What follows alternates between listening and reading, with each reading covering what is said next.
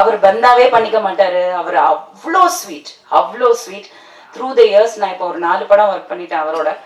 And அவர் இந்த படத்துக்கு கூப்பிட்டப்போ ஒரு 2 days ஆக்சுவலி என்ன ஆச்சுன்னா, இங்க இருக்க தேன்மொழி என்னோட ஆக்ட்ரஸ், அவங்க மூலியமா தான் இந்த மாதிரி ஒரு படம் எடுக்கிறாங்க. சார் வந்து என்ன கேட்டாரு, ஒரு 2-3 days தான் ஒர்க்கு, பட் ஒரு நல்ல ரோலு அப்படின்னு சொன்னாங்க. அப்புறம் எனக்கு காலே வரல.